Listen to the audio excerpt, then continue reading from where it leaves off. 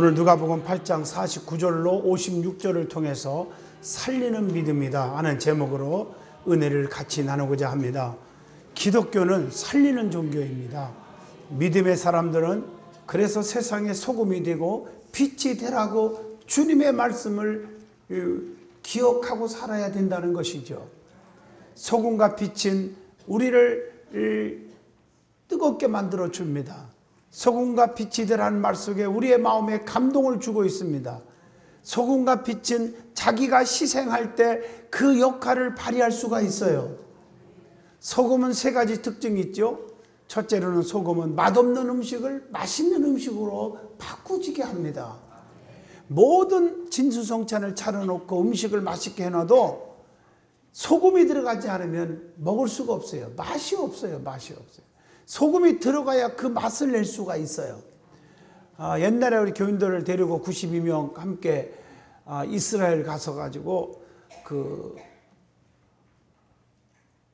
베드로가 잡아먹은 고기라고 해가지고 요단강가에서 그 고기를 이렇게 먹었어요. 점심시간에 말려가지고 튀긴 건데 꼭 붕어와 같아요. 어떻게 맛있는지 지금들에 그게 또 먹고 싶어요. 내년에 또 한번 가려고 그랬어요. 얼마나 맛있는지. 그런데 성도들은 하나도 맛없다고 안 먹는 거예요. 가만히 보니까 이유를 알겠더라고. 그래서 이유를 얘기 안 해주고 먹기 싫으면 다 내한테 갖고 오라고 그랬어요. 내 앞에 다 갖다 놔서 내가 혼자 다 먹어버렸어요. 어떻게 맛있는지. 그러고 나서 질문했어요. 소금 안 넣었죠? 그랬더니 야 맞다, 소금 안 넣어서 그렇구나. 이미 끝났어요, 상황은. 아무리 좋은 음식도 소금이 들어가야 맛이 납니다. 여러분, 이 말은 무슨 얘기냐면은 우리가 예수 믿는 사람들은 세상에 소금이 되라 그런 말은 살맛 없는 사람들에게 살맛 나게 해주고요. 아직 믿음 생활도 재미없게 하는 사람들에게 정말 재미있게 만들어주는 자가 소금의 역할을 감당하는 거예요. 교회 가기 싫은 사람에게 교회 가고 싶은 마음을 자꾸 갖게 해주는 거예요. 그게 소금의 역할이에요. 여러분, 소금이 들어가면 맛을 내는 것처럼 우리가 세상의 소금이라면요 진짜 뭐든지 다 맛있어요. 얼마나 좋은지 몰라요. 여러분, 병든 사람들은요 어떤 음식을 줘도 맛없어요. 먹기 싫어해요. 건강하지 못해서 그래요. 건강한 사람은요 아무리 안 좋은 음식 진짜 간장도 소금도 안 친 꽁부리밥을 갖다 줘도 없어서 못 먹고 안 줘서 못 먹어요. 여러분들이 진짜 맛있게 신앙생활을 하는 사람들은 모든 게 맛있어요. 그냥 교회에 나오는 게 그렇게 기다려지고 사모해지고 얼마나 좋은지 몰라요. 소금이 되시기를 바랍니다. 소금은 변하지 않게 해요. 두 번째로, 소금처럼 성도는 변해서는 안 돼요. 예수 믿으면서 왜 이렇게 달라 변화되는지 몰라. 사람도 변하면 징그럽잖아요. 그 남자 중에 가장 좋은 남자가 누구냐면 의리 있는 남자예요. 의리. 변하지 않는 거예요. 여자 중에서 가장 아름다운 여자는 얼굴이 이쁜 게 아니고요 마음씨가 고와야 이쁜 여자예요. 마찬가지로 우리의 믿음 생활하는 분들이 가장 귀한 분들은 신앙에 변하지 않는 거예요. 만세반석, 일편단심이 돼야 돼요. 흔들리면 안 돼요. 그게 소금의 역할이에요. 셋째로, 소금은 썩지 않게 합니다. 세상이 아무리 썩어가도 소금은 안 썩어요. 또 소금이 들어가면 썩지 않게 만들어줘요. 오늘 여러분들이 소금의 역할을 감당하시기를 주 이름으로 축원합니다. 아무리 여름 8월 쬐약볕에도요 소금이 들어가고 소금이 절여놓은 생선을 안 썩어요. 변하지도 않고요. 근데 소금이 안 들어가면 20분만 놔둬도 그냥 다 상해버려요. 소금은 썩지 않게 하는 거예요. 변질되지 않게 만드는 거예요. 소금이 되시기를 바랍니다. 그리고 너희는 세상에 빛이 되라 주님이 말씀하셨어요. 이 빛의 특징이 있어요. 첫째로, 어둠이 다 몰아내버려요. 캄캄한 밤에도 빛이 딱 들어오면 어둠이 싹 사라져버려요. 어둠이 뭘까? 근심, 걱정, 불안, 초조, 낙심, 좌절, 질병, 이 모든 것들이 다 어둠의 세계예요. 우리 믿음의 사람들은 빛이 되어서 그 어둠의 사람들을 빛으로 바꾸지게 만들어야 돼요. 그래서 근심이 물러가고 초조가 물러가고 질병이 물러가고 실패, 낙심이 물러가고 질병이 다 떠나고 이렇게 만들어주는 것이 빛입니다. 그 다음에 빛은 모든 것을 드러나게 만들어요.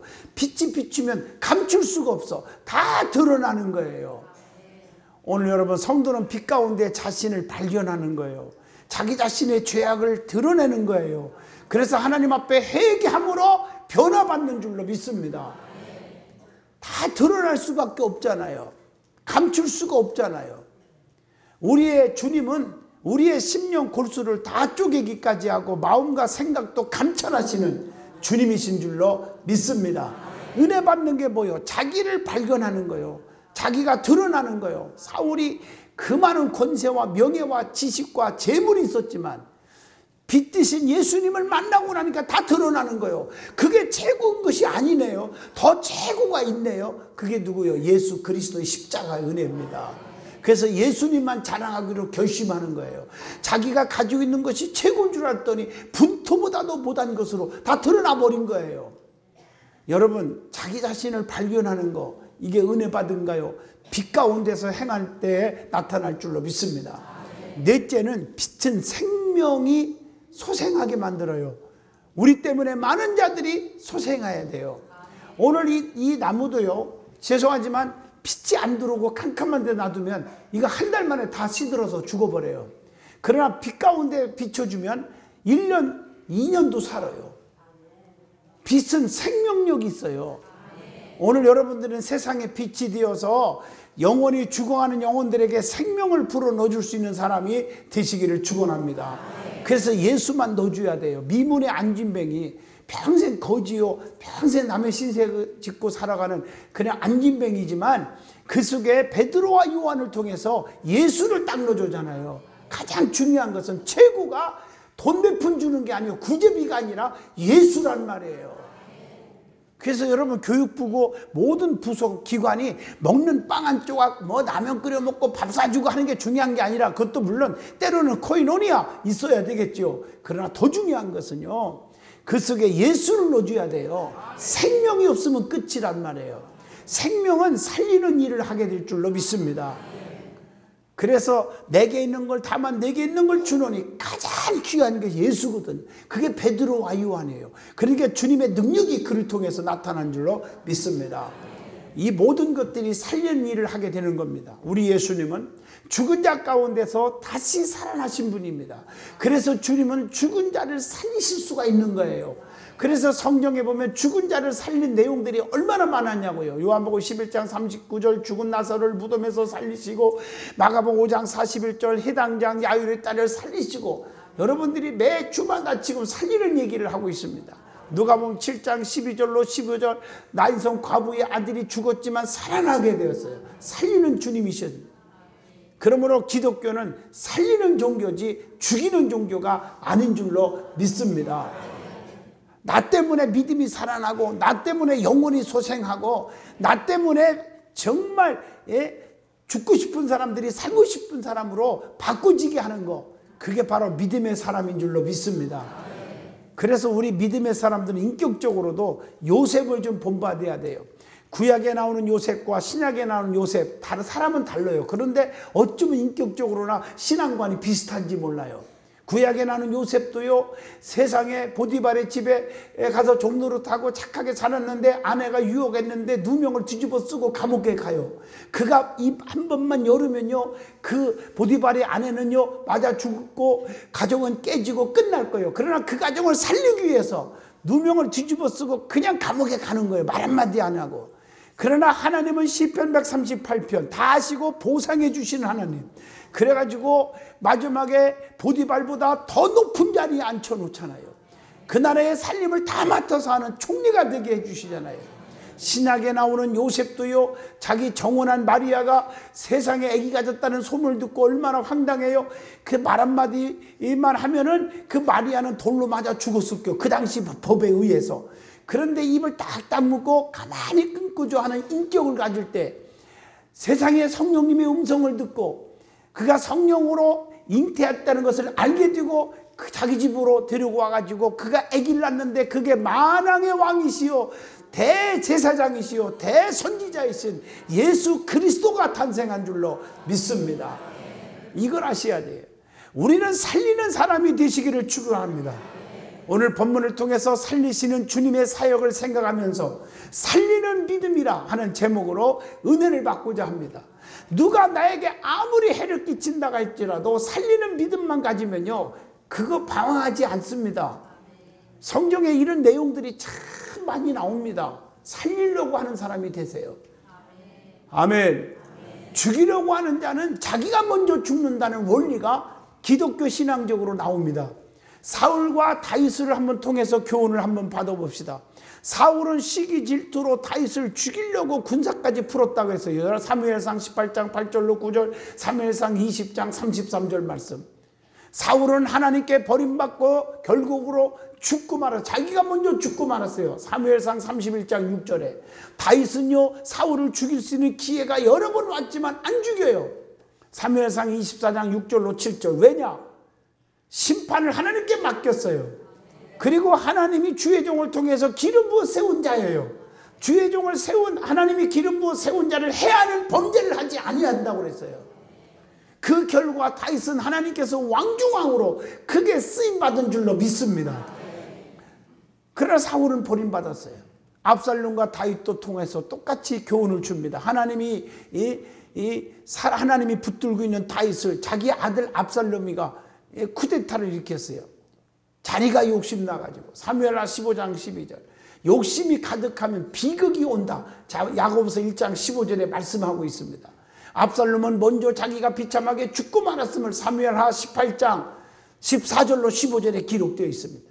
다윗은 죽은 아들을 보고, 야, 저놈이 아버지한테 배신하더니 잘 죽었다 그럴 줄 알았는데, 내 아들 압살롬아, 내 아들 압살롬아, 내가 너를 대신하여 죽었더라면 하며 얼마나 좋았을까 하고 슬피 울었어요. 사무엘하 18장 33절.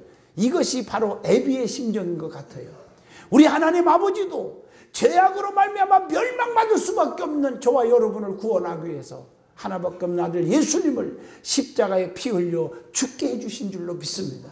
이 사랑을 다시 한번 생각나게 해주잖아요. 오늘 여러분, 압살롬은 비극적으로 죽고 말았지만 다윗의 권세는 탄탄대로였던 것을 여러분은 알 수가 있습니다. 홍해바다 앞에서도 모세와 애국 군사들을 통한 교훈이 있잖아요. 애국 군사들이 하나님의 백성들을 죽이려고 다가왔지만 그들이 먼저 출애굽기 14장 27절로 28절 그 홍해바다에서 다 몰살당하고 말았습니다. 모세와 하나님의 백성들은 모두 다 구원받았어요. 출애굽기 14장 29절. 법궤도 마찬가지라겠어요. 하나님의 백성들은 축복의 기적이 임하여 하나님의 은혜를 깨닫고 아는 백성들에게는 여호수아 3장 13절, 여호수아 6장 12절로 13절 그 요단강이 갈라지고 여리고성이 무너지고 하여튼 오랑캐들이 때려 부서지고 기적이 일어났어. 축복의 기적이. 블레셋 사람들은 하나님의 은혜를 깨닫지 못하는 자들은 그 자체가 축복인 줄 알고 하나님의 법궤를 훔쳐갔지만, 뺏어갔지만 세상에 가는 곳마다 독종으로 다 죽어가고 멸망덩어리예요. 여러분들을 남을 해하려고 하는 자는 자기가 망하는 거예요. 그러나 해하려고 하거나 말거나 싸우지 않고 그냥 묵묵하게 싸우지 않고 양보하는 자들은 다 살았어요. 이걸 아셔야 돼요. 오늘 여러분 하나님의 말씀을 잘 보시면요, 의를 위하여 살려고 하는 자, 핍박도 참고 의를 지키는 자는 하나님이 축복을 주신 것을 알 수가 있습니다. 자, 성도는 누구든지 그래서 비판하거나 쑥뚝대거나 남을 죽이려고 하지 말아야 합니다. 살리는 믿음을 가져야 합니다. 그래서 마태복음 7장 1절로 2절에 비판을 받지 않으려거든 비판하지 말라. 너희의 비판하는 그 비판은 하는 것으로 너희가 비판을 받을 것이요. 오히려 자기가 비판을 받는 거죠. 그래서 마태복음 10장 13절에 남을 축복하면요, 그 축복이 자기가 축복으로 돌아오게 봤어요. 그 남을 자꾸 축복하면 내가 축복받는 줄로 믿습니다. 누가복음 10장 30절로 36절 여리고에서 내려가다가 강도 만난 자를 구해준 사마리아 사람처럼 우리는 진실하고 착하게 살아야 됩니다. 마태복음 8장 13절 중풍병으로 다 죽어가는 하인을 위해서 예수님 앞에 나와서 살려달라고 주님 말씀 한마디만 해도 내 아이 낫겠습니다 라고 그렇게 해서 그 하인이 즉시로 살아나게 하신 것처럼 가버나움의 백부장처럼 사시기를 바랍니다. 마가복음 2장 3절에 중풍병 걸려 죽게 된 친구를 팽개치지 않고 내 친구가 들것에 메고 가고 지붕까지 구멍을 뚫어서 다름에서 그 친구를 살린 것처럼 우리는 그렇게 살아야 합니다. 참 성도는 나 때문에 사는 자가 많아야 돼요. 나로 인하여 믿음이 살고 병든 몸도 살고 문제가 해결되고 사업도 살아나게 해줘야 됩니다. 신앙생활에 있어서 저 사람만 쳐다보면 교회 가고 싶지 않아, 저 사람만 보면 예수 믿고 싶지 않아, 이런 소리 들으면 안 돼요. 저 사람만 보면 야 예수 믿고 싶어, 야 교회 나가고 싶어, 오늘 이런 소리를 들을 수 있기를 축원합니다. 두 번째로 우리 주님께서 죽은 자를 살리신 사건을 통해서 주시는 엄청난 교훈과 은혜를 구체적으로 한번 생각해 보려고 해요. 여러분, 죽은 나사로를 살리신 사건을 한번 봅시다. 마르다 마리아의 믿음을 주님이 보셨다는 거예요. 제일 중요한 건 병들어 죽게 된 나사로를 살리려고 주님 앞에 알려주는 거예요. 요한복음 11장 3절에요. 뿐만 아니라 마르다와 마리아는 주님이 여기 계셨더라면 죽지 않았을 것이라고 하는 믿음의 고백을 할 수 있었어요. 요한복음 11장 21절, 요한복음 11장 32절. 아, 죽을 병 걸려서 죽은 거 아닙니까? 그런데 주님이 계셨다면 안 죽었을 거다. 그 말은 아무리 죽을 병 걸렸어도 주님의 능력은 살 줄로 믿습니다. 그래서 주님이 이제라도 오셨으니까 장사 지낸 지 벌써 지났고요, 다 시차가 썩었고 상황이 끝났지만 주님이 하시면 내 오라비가 살 줄로 믿습니다. 확신. 요한복음 11장 22절이에요. 그렇기 때문에 주님의 능력이 나타나는 거예요. 우리 주님의 능력 어떻게 나타났습니까? 요한복음 11장 39절 순종을 요구하는 거예요. 그 믿음의 고백대로 진짜 믿는 것을 보는 거예요. 돌무덤을 옮겨놓으라. 지금 시체가 썩어서 악취가 나지만 돌무덤을 옮겨놓으면 얼마나 힘들어요. 그런데 믿음으로 살릴 줄로 믿는 그 부활의 믿음이 있기 때문에 옮겼어요. 그래서 주님이 살려준 줄로 믿습니다.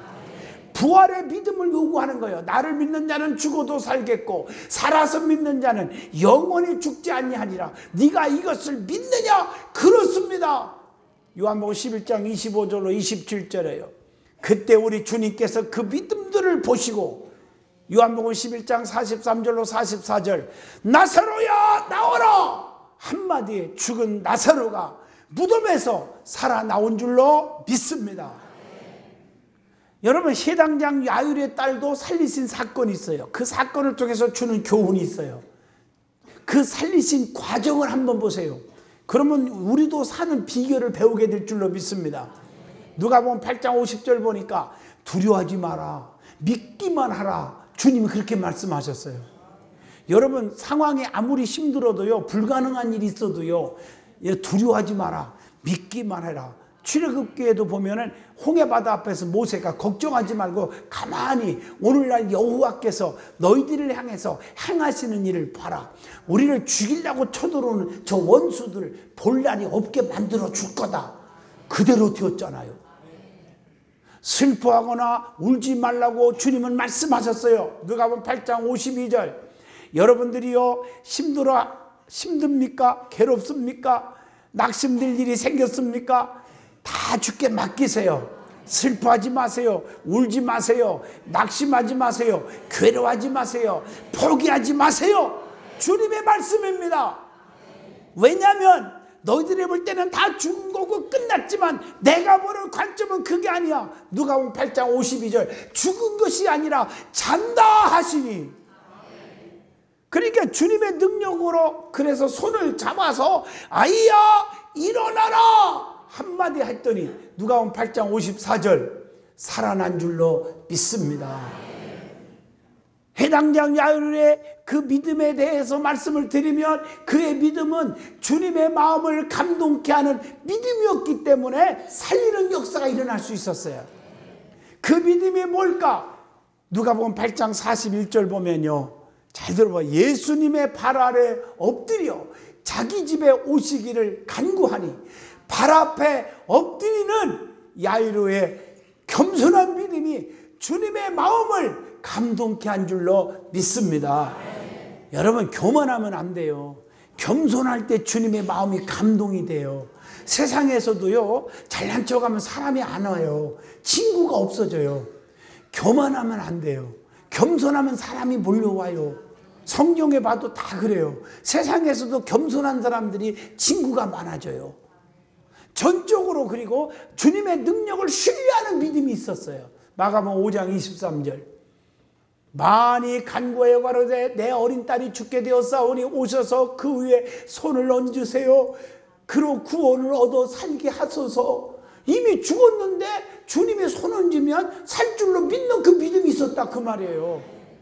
아, 이제 끝났어요. 아, 주님 필요 없어요. 이미 죽었어요. 끝났다니까요. 대부분이 그럴 거 아니에요. 그런데 그렇지 않았어요. 주님 손만 한번 얹어주세요. 그러면 살 줄로 믿습니다. 불가능을 가능케 하고 무에서 유를 창조하고 기적이 일어나시는, 기적을 일으키시는 주님의 능력을 믿을 때 기적이 일어나는 거예요. 확실한 소망을 가지고 구원을 얻어 살게 하소서, 이 말 마가복음 5장 23절입니다. 그 고백하는 믿음이 참 중요한 것입니다. 그것뿐 아닙니다. 마가복음 5장 23절 간곡히 부르짖었어요. 그 부르짖는 믿음이에요. 그래서 너희는 내게 나와 부르짖어라. 그리하면 내게 응답하겠고 네가 알지 못하는 크고도 비밀한 일을 다 내게 보이리라. 간절히 부르짖는 믿음이 중요한 거예요. 간절하게. 오늘도 여기 권사님 한 분이 오셨는데 그러는 거예요. 로스앤젤레스 은혜 하나님교회 집회할 때 얼바인에서 그 비행기 타고 와가지고 그때 은혜를 받고, 또 여기도 또 제가 철회 때 2번 혹시 빠졌어요. 너무 급한 집회들 때문에. 그랬더니 2번이나 왔다가 또 이번 주간에 미국 가야 되는데 또 그래도 은혜 받고 싶어가지고 오늘 낮에 오셨다는 거예요. 하여튼 오늘 모든 병마가 싹 떠나고 깨끗한 받을 찌어다. 그래서 간절히 기도해주고 싶은 거예요.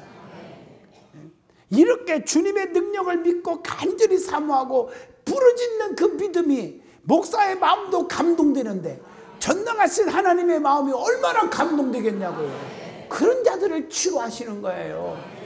예수님의 능력을 믿는 그 믿음이 있어야 된다는 거예요. 할렐루야. 저는 부흥회를 다니면서 암이 나왔습니다. 눈이 떠졌습니다. 깜짝깜짝 놀라는 기적. 우리 교회 안에서도 얼마나 많은 분들이 살아났습니까? 그런데 다 살리는 게 아니잖아요. 정말 의심하지 않고 주님의 능력을 믿을 때 표적이 일어나는 거예요. 그래 누가 무슨 얘기를 해도 흔들리지 말란 말이에요. 누가복음 8장 49절로 50절 보면 누가 무슨 말을 해도 흔들리지 않는 그 믿음이 중요한 거예요. 예수께서 들으시고 가라사대 두려워하지 말라. 믿기만 하라. 누가 별장난 다 해도 두려워하지 마. 믿기만 해. 그리하면 딸이 구원을 얻으리라 하시고, 그 응답으로 축복받는 그 믿음이 말이에요. 그래서 아이가 살아난 줄로 믿습니다. 나인성 과부의 아들을 살리신 사건도 보세요. 누가복음 7장 12절로 13절에 나옵니다. 주님이 불쌍히 여겨주셨어요. 첫 번째가 중요한 것은 주님이 나를 불쌍히 여겨주셔야 돼요. 누가복음 7장 13절 주께서 과부를 보시고 불쌍히 여기사 울지 말라 하시고 불쌍히 여겨줘야 돼요. 하나님이 나를 긍휼히 여겨줘야 되는 거예요. 그래야 모든 문제가 해결되는 거예요. 그리고 누가복음 7장 14절 가까이 오사 그랬어요. 주님이 가까이 와야 돼. 주님이. 여러분 내 곁에 주님이 가까이 계실 줄로 믿습니다. 얼마나 중요한데. 주님과 멀으면 안 돼요. 베드로가 멀찍이 주님과 떨어져서 지 목숨 살고 싶어가지고 말이에요. 멀찍이 떨어져서 계집종 옆에서 껴가지고 불 떼고 있다가 주님을 배신하고 마른 거예요. 그리고 주님이 관에다가 손을 내시고 청년아 일어나라 한마디에 누가복음 7장 14절 죽은 자가 상해 속에서 살아나온 줄로 믿습니다. 이게 하나님의 말씀이에요. 주님의 손만 대면 다 살아나는 거예요.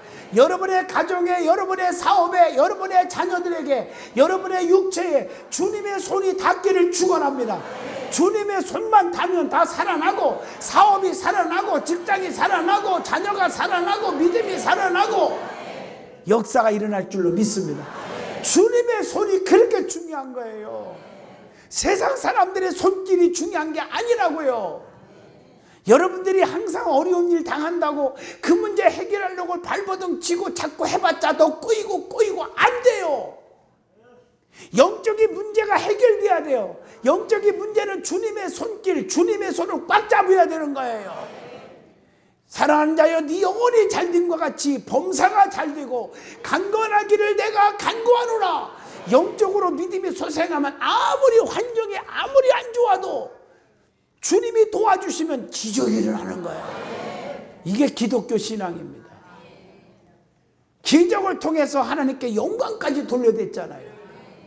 그러므로 믿음의 사람들에게 성경을 보면 주님의 능력이 나타났는데 그 믿음의 사람들은 한결같이 한마디로 말하면 주님의 마음을, 하나님의 마음을 감동케 한 자들이 있어요.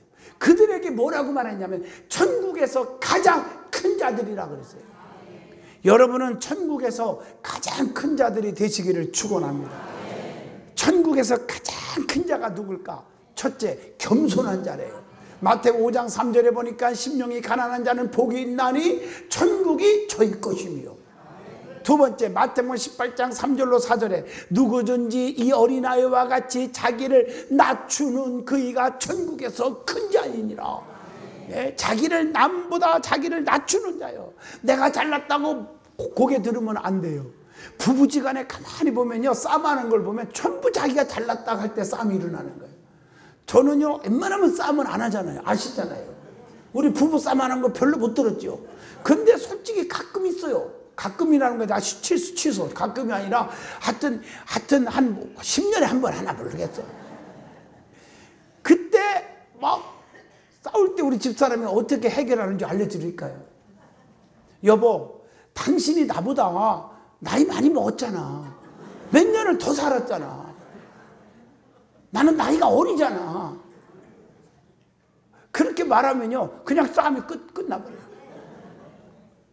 자기를 낮춰버리는 거야. 그 싸움할 수가 없잖아요. 오늘 여러분, 정말 남보다 자기를 낮추는 자, 모든 사람 앞에 잘난 척하면요, 싸움이 벌어지고요, 사람이 안 따라요. 나는 작은 자예요. 나 믿음이 약해요. 좀 기도해 주세요. 믿어지면 아멘 하십시오. 세 번째, 용서하기를 좋아하는 자예요. 하나님이 그 사람 쓰시고 축복하시고 기적을 주십니다. 마태복음 18장 21절로 22절에 주님의 감동을 주는 자는 7번씩에도 70번씩에도 7번 용서하라. 한이 없는, 끝없는, 제한 없는 용서를 하라, 그 말이에요. 네 번째로 마태복음 25장 34절로 35절 보니까, 거기에 보니까 다른 사람들을 섬기는 자요. 굶을 때 먹을 것을 주고 말이에요. 마실 것을 주고 나그네 되었을 때 영접하였고, 이게 참 중요한 거예요. 섬기는 자가 되세요. 자꾸 섬김을 받으려고 대접받으려고 하면요, 안 돼요. 주님의 마음을 감동케 하려면 섬기는 자가 되시기를 축원합니다. 예수님도 제자들의 발을 다 씻어주었어요. 교회 안에서 목에 심주고요, 자꾸 교만하고 대접받으려고 하지 마세요. 좀 대접하는 자가 되고 좀 섬기는 자가 되시기를 주 이름으로 축원합니다. 그리고 순수한 심령을 가진 자예요. 누가복음 9장 46절로 48절, 누구든지 내 이름으로 이 어린아이를 영접하면 곧 나를 영접한 것이라. 순수하게 어린아이 하나를 영접하고 대접하는 것도 다 주님께 한 거래요. 그래서 소자 하나에게 냉수 한 그릇 대접한 것이 곧 나에게 한 것이니라. 얼마나 귀한지 몰라요. 그 다음에 누가복음 9장 62절이요. 어떤 자를 주님의 마음을 감동케 할까요? 세상적인 것을 다 멀리하는 자입니다. 예수께서 이르시되 손에 쟁기를 잡고 뒤를 돌아보는 자는 하나님 나라에 합당치 아니하니라 하시니라. 여러분, 절대적으로 세상 것에 너무 미련 두지 마세요. 너무너무 세상을 좋아하고 세속적이고 이건요, 주님의 마음을 감동시킬 수가 없어요.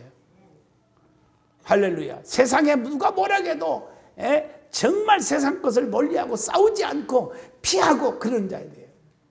요셉을 보세요. 사람들이 얼마나 요셉을 우습게 여기고 짓밟았습니까?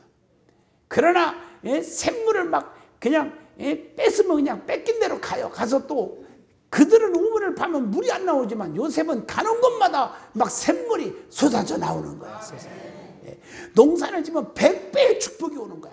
어디를 가나 축복 속에 사는 거야. 어디 가나 양보하니까 말이에요. 싸우지 않았어요. 대들지 않았어요. 그냥 그러거나 말거나 뺏기면 뺏긴 대로 가면 또 우물 파면 또 나오는 거야. 그래서 잘 되는 사람은요, 환경 가지고 잘 되려고 찾아다니는 사람 안 됩니다. 아무리 어려워도 하나님 앞에 무릎 꿇고 하나님의 은총을 구하고 살면요, 어디를 가나 아무리 환경이 안 좋아도 어디를 가나 어디 서 있으나 다 축복 속에 사는 겁니다. 이걸 아셔야 돼요. 그래서 신명기 28장 6절에 들어와도 복을 받고 나가도 복을 받아. 그런데 순종치 아니하는 자는 신명기 18장 19절에 봐요. 들어와도 저주받고 나가도 저주받을 것이니라. 할렐루야.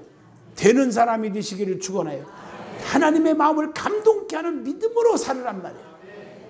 그 다음에 누가복음 16장 19절로 31절 가난하나 의를 행하는 자가 되세요. 부자와 거지 나사로 얘기가 여기서 나오는 거예요. 이 거지는요 진짜 의를 행했어요. 가난하지만 베풀고 살았어요. 그러나 부자는요 베풀 줄 몰라요. 베풀 줄 모르고 남을 업신여기고 그리고 의를 행하지 못하고 하나님을 믿지 않았는데 죽고 나온 뒤에 보니까 세상의 부자는요 음부에서 막 고통을 받고 있고요. 나사로는 의를 행했으므로 아브라함의 품 안에서 면류관 받고 있는 거예요. 이게 중요한 줄로 믿습니다. 그 다음에 순종을 잘하는 자. 무슨 이든지 토닥지 않아요. 따지지 않아요. 재보지 않아요. 무조건 하나님께 순종하는 거예요. 그리고 영적인 자. 영적인 것을 사모하는 자. 베드로전서 2장 2절에 이런 자들의 주님의 마음을 감동케 되는 줄로 믿습니다.